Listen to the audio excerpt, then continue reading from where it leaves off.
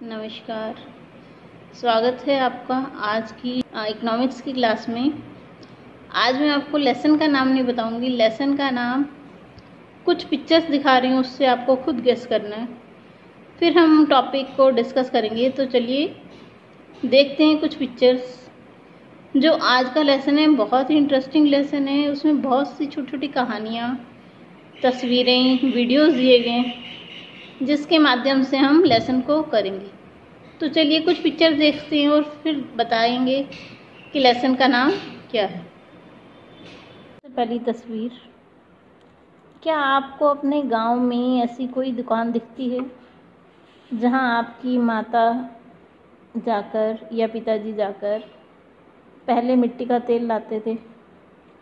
क्या आपने ऐसी दुकान कोई देखी है? आपके गांव में है? क्या इस तरह की दुकान है जिस पे कि आपको सस्ता अनाज मिलता है? तो आप बता सकते हैं इन्हें हम क्या कहते हैं? जहाँ हमें सस्ता अनाज, सरसों का तेल, पहले जो मिट्टी का तेल आता था वो, ये सब चीज़ें मिलती हैं। आइए अगली तस्वीर देखें। तो देखिए, इन्हें पब्लिक डिस्ट्रीब्यूशन सिस्टम कहते हैं, मतलब सार्वजनिक वितरण प्रणाली। तो देखिए, सबसे पहले हम देखते हैं होती क्या है। ये वो दुकानें हैं जहाँ पे कि आपको सस्ते दर पर अनाज, तेल, दालें, चीनी सरकार द्वारा मुहैया करवाई जाती हैं कम दामों पर, और जो कि गरीब परिवारों से हैं उन्हें और भी कम रेट पर प्रोवाइड करवाई जाती हैं। तो देखते हैं भारत में इसकी शुरुआत कब हुई थी। इनकी शुरुआत 1997 से की गई है। इसका जो मेन पर्पस ही था वो यही था कि कम दामों पर सभी को खाद्य वस्तुएं उपलब्ध कराना, ताकि खाद्य सुरक्षा का लाभ सभी को मिले। तो चलिए अगला देखते हैं हम अपना कि खाद्य सुरक्षा होती क्या है। देखिए, खाद्य सुरक्षा का अर्थ है कि भारत में जितने भी लोग रहते हैं उन्हें भोजन को उपलब्ध करवाना, और इतनी सस्ती दर पर उपलब्ध कराना कि सभी उसे खरीद सकें। तो इसके लिए सरकार ने सार्वजनिक वितरण प्रणाली का प्रचलन आरंभ किया था।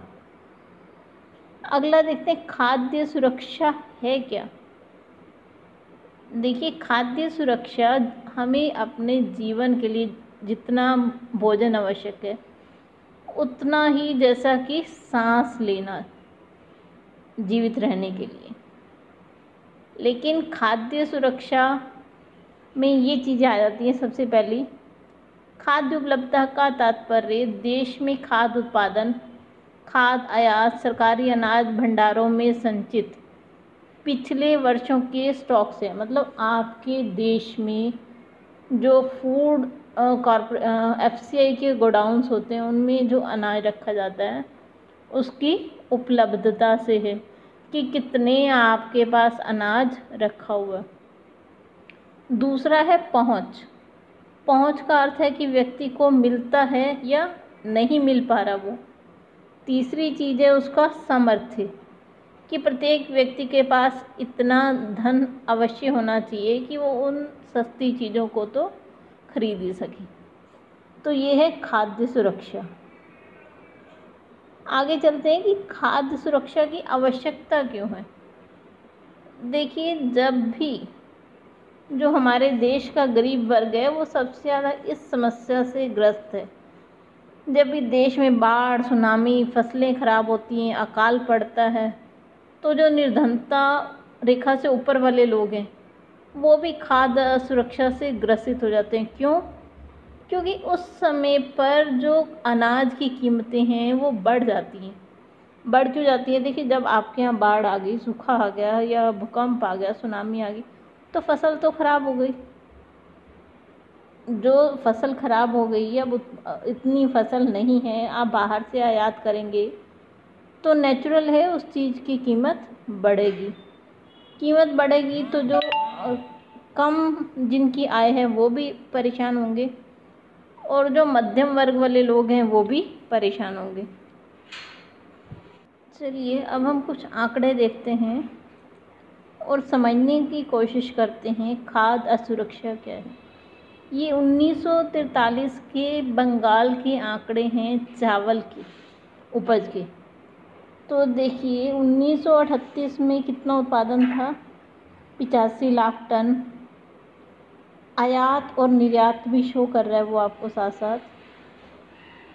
1939 में 79 लाख टन और 4 लाख टन उन्होंने बाहर से आयात किया गया था। 40 में 82 लाख टन और 3 लाख टन आयात किया था। 41 में 68 लाख टन और 2 लाख टन आयात किया गया था, तो 70 लाख कुल उपलब्धता थी। 1942 में 93 लाख टन उत्पादन हुआ, उसमें से 1 लाख टन उन्होंने बाहर देशों में भेजा। तो देश में उन बंगाल के पास कितना रह गया, 92 लाख टन। 1943 में 76 लाख टन उत्पादन हुआ और 3 लाख टन बाहर से खरीदा गया, तो कुल कितना हो गया उपलब्धता, 79 लाख टन। तो देखिए 1943 में बंगाल में भयंकर अकाल पड़ा था। इस अकाल पड़ने के क्या कारण थे, देखिए उस समय दूसरा विश्व युद्ध चल रहा था, तो दूसरे विश्व युद्ध में जो भयानक बमबारी हो रही थी उसकी वजह से कहते हैं कि बंगाल में तूफ़ान आया और वो तूफ़ान इतना विध्वंसकारी था कि उसने जो फसलें थी उसे भारी तबाही पहुंचाई। और देखिए ये जो अकाल पड़ा, इससे कहते हैं कि बंगाल में 30 लाख लोग मारे गए। तो देखिए कितना भयानक अकाल होगा, क्या आप उसकी कल्पना कर सकते हैं कि 30 लाख लोग मारे गए भूखमरी की वजह से। ये एक चित्र है, देखिए इसमें आपको दिखाया गया है 1943 के बंगाल के अकाल के दौरान पूर्वी बंगाल के चटगांव जिले में गांव छोड़कर जाता हुआ परिवार। तो देखिए परिवार की स्थिति क्या है कि भूख की वजह से बच्चों की हड्डियां तक उसमें दिखाई दे रही हैं हमें।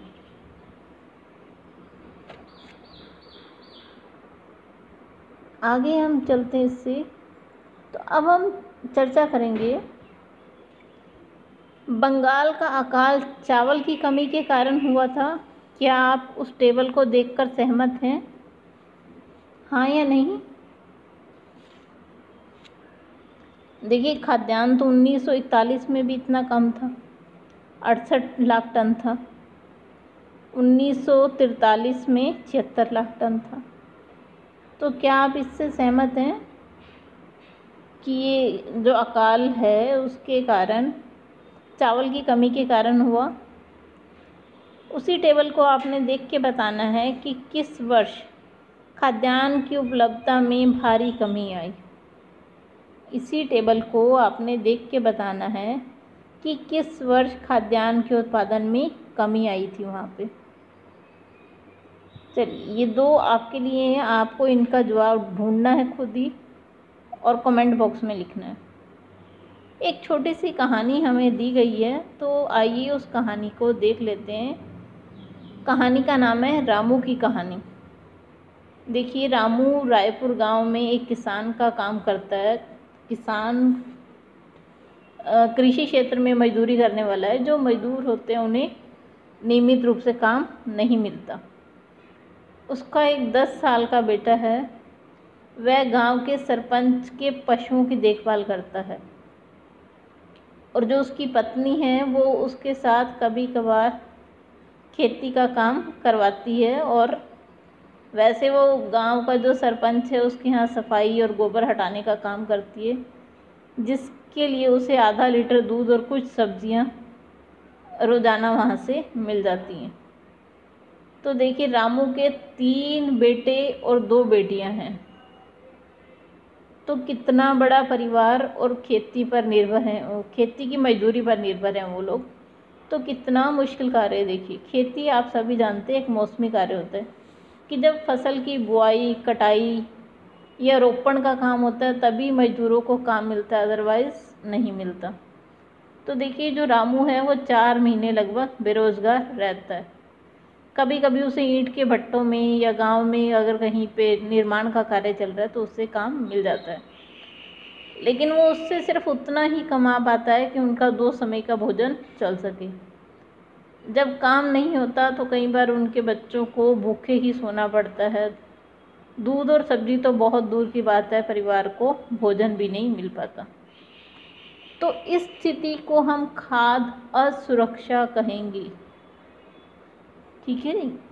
खाद्य असुरक्षा ये कि जब काम है तो ही आप कृषि का कार्य है तो ही आपको मजदूरी मिल रही है, अदरवाइज़ नहीं।